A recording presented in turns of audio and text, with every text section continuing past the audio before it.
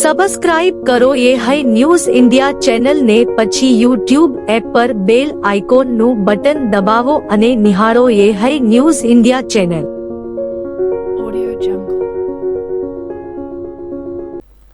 વાવ-થરાદ જિલ્લો હવે ગ્રીન એનર્જીના ક્ષેત્રમાં સમગ્ર રાજ્ય માટે એક પ્રેરણાદાયક મોડલ તરીકે ઉભરી રહ્યો છે. ખાસ કરીને થરાદ તાલુકાના સણધર અને ડેલ અને જાંડલા ગામોમાં ગોબર ગેસ પ્રોજેક્ટે ગ્રામ્ય જીવનશૈલીમાં ઐતિહાસિક બદલાવ લાવ્યો છે.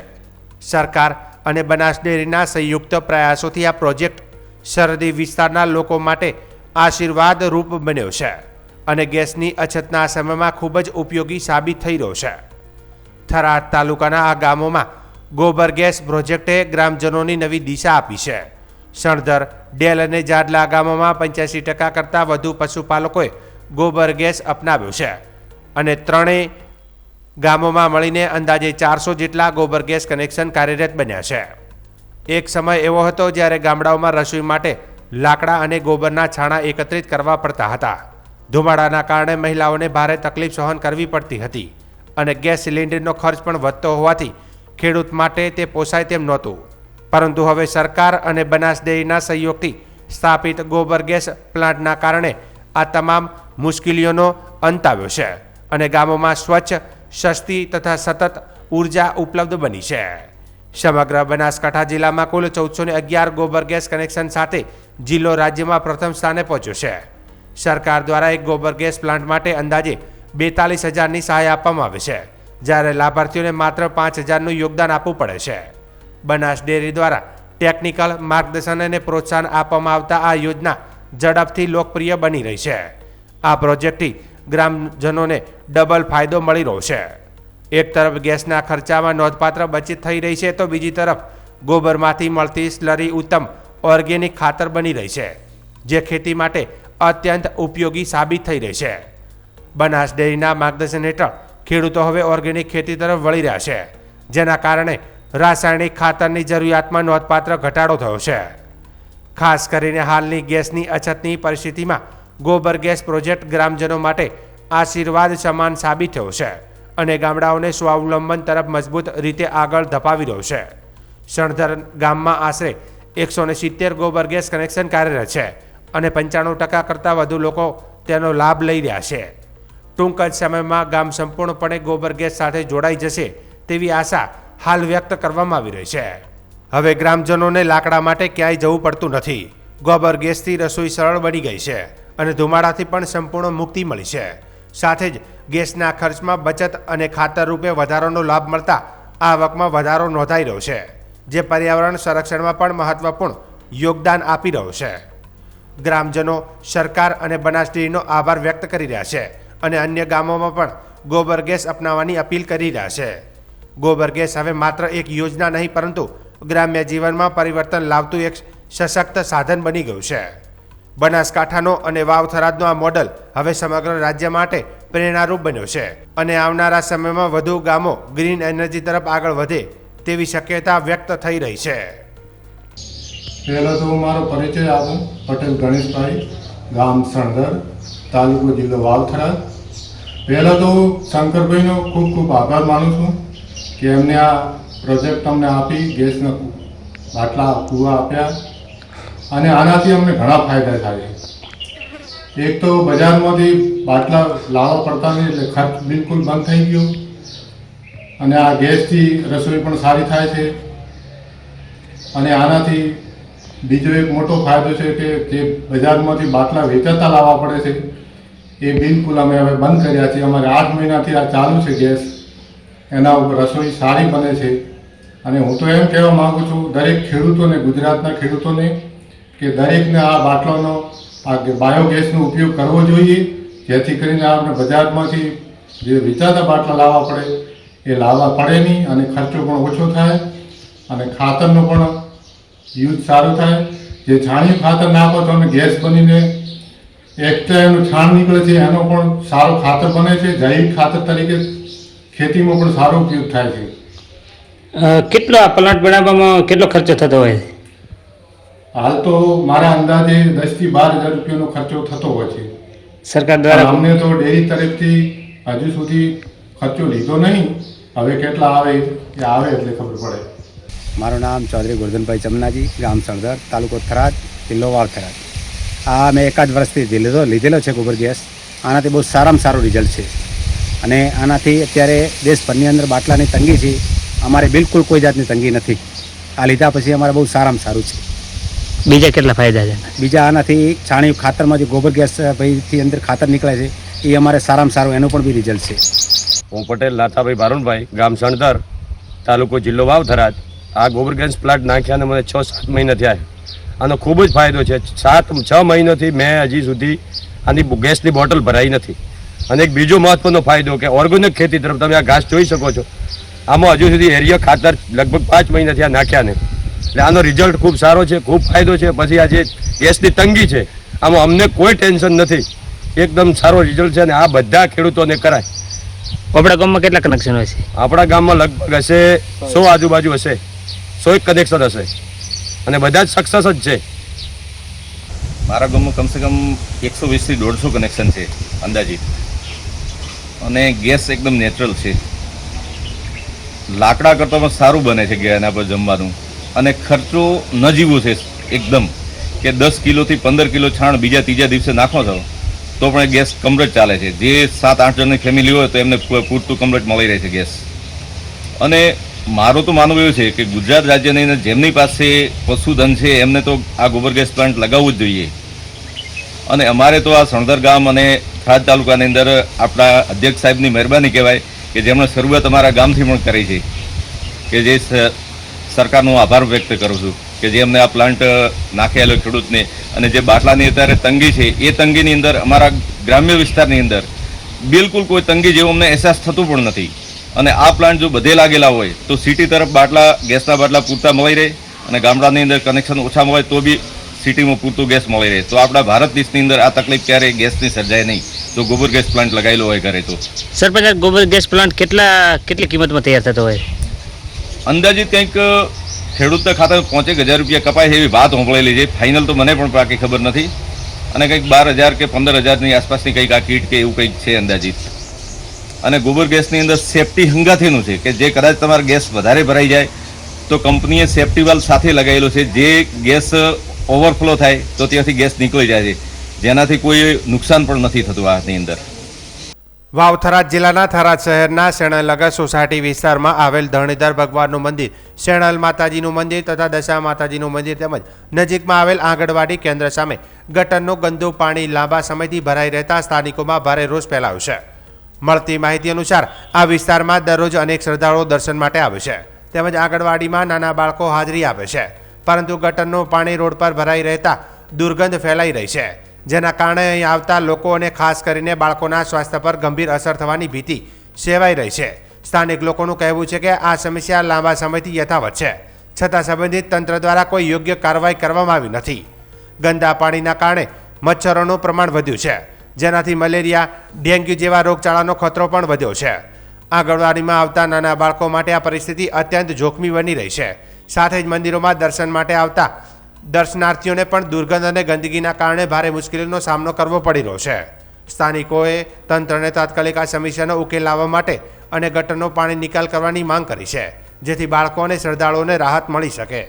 ધર્મેન્દ્ર પૂજારી, નગર પંચાયતમાં વારંવાર રજૂઆત કરવા છતાં કોઈ ધ્યાનમાં લેવા આવતું નથી. આ તમે ગટર જુઓ, આ ગટરનું પાણી એટલું ગંધાતું પાણી છે કે જેમાં આજ તો પાણી ઓછું આવે છે ને કાંઈ રોડ ઉપર પાણી ચાલે છે. અને અહીં બાજુમાં જુઓ શેણલ માતાનું મંદિર છે, બાલ મંદિર આવેલ છે, દશા માતાનું મંદિર છે, સોમરા ધણીધરનું મંદિર છે, નાના ભૂલકો ભણવા માટે આવે છે. અને અહીં એટલી ગંદકીનું સામ્રાજ્ય છે કે જેનો વારંવાર રજૂઆત કરવા છતાં એનો કોઈ નિકાલ થતો નથી. આ ખુલ્લી ગટર કરવામાં આવી છે અને અંડર ગટર કરી અને કાયમી ધોરણોનો નિકાલ થાય એવા પગલાં ભરવા માટે સરકારશ્રીને વિનંતી કરવામાં આવે છે.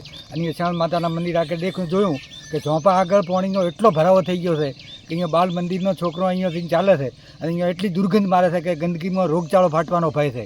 અને થોંભલો પડે એમ છે, કોઈ જાતનો નિકાલ કરવામાં આવતો નથી. અને આ 4 થોંભલાની લાઇટ છેલ્લા 4 મહિનાથી બંધ છે. લાઇટનો પણ કોઈ પ્રશ્ન હલ કરવામાં આવતો નથી.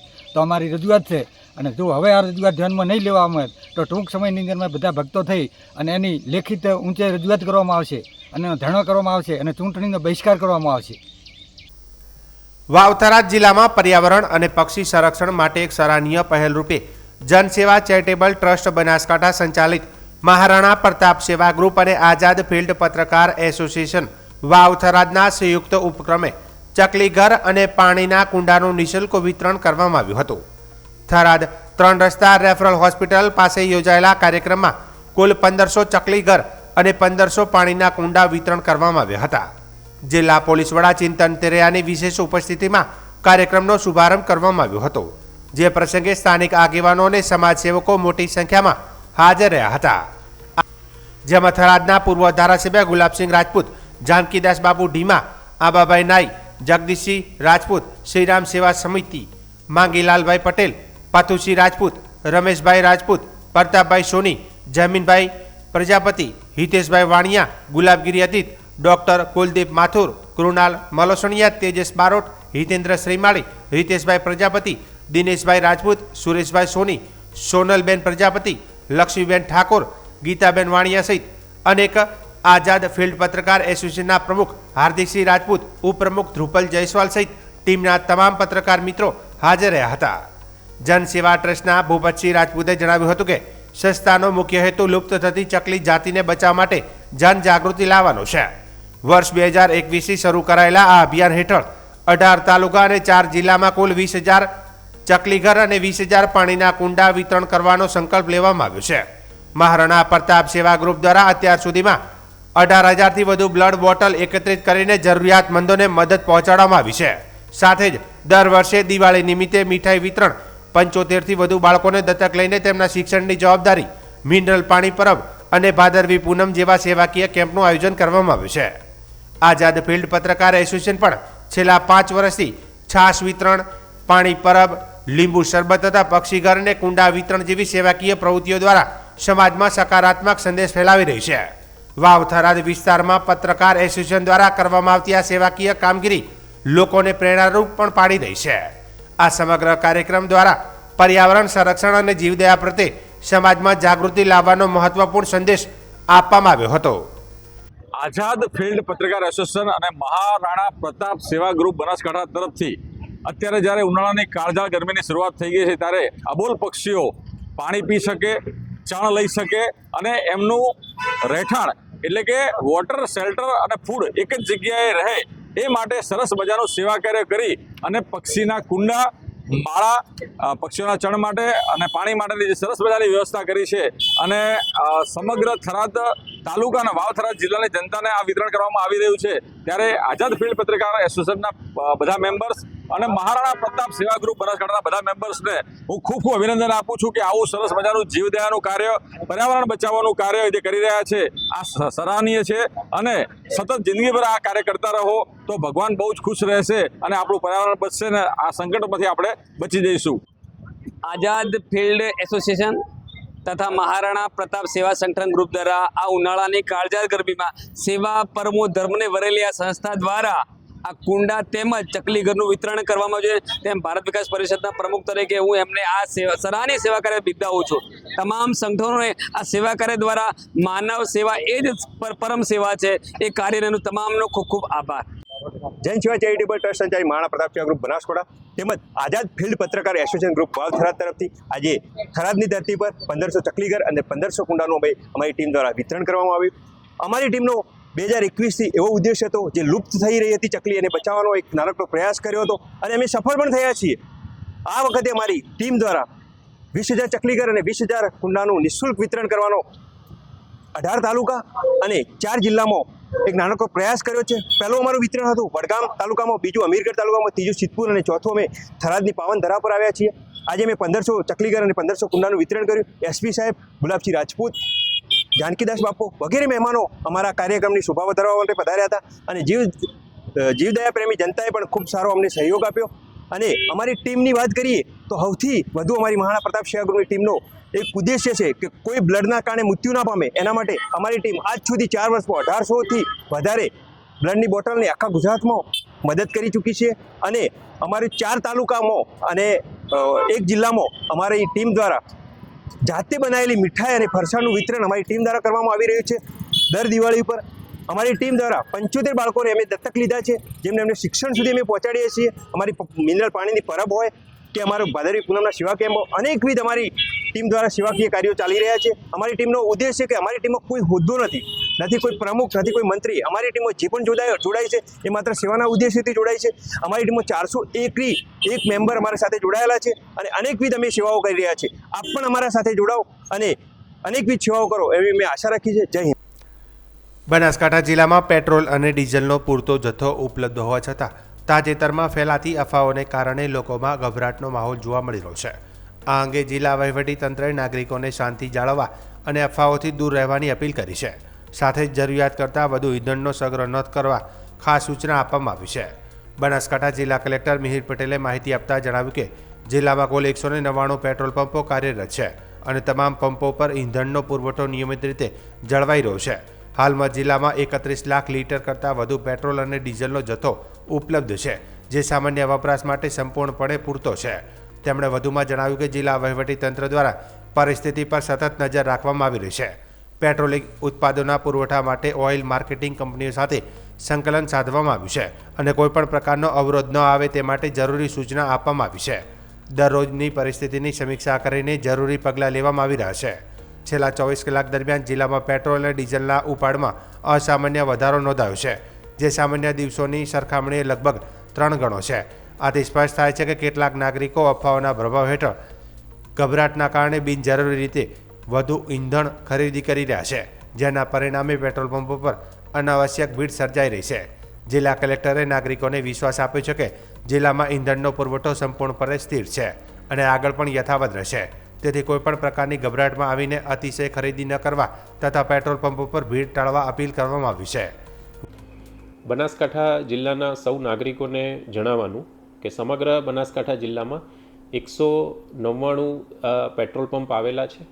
હાલમાં તમામ પેટ્રોલ પંપ ઉપર 31 લાખ લીટર કરતાં વધારે પેટ્રોલ અને ડીઝલનો સ્ટોક છે. સમગ્ર પરિસ્થિતિ ઉપર જિલ્લા વહીવટીતંત્ર દ્વારા મોનિટરિંગ રાખવામાં આવી રહ્યું છે. તમામ જે ઓઇલ માર્કેટિંગ કંપનીઝ છે તેની સાથે મિટિંગ પણ કરવામાં આવી છે.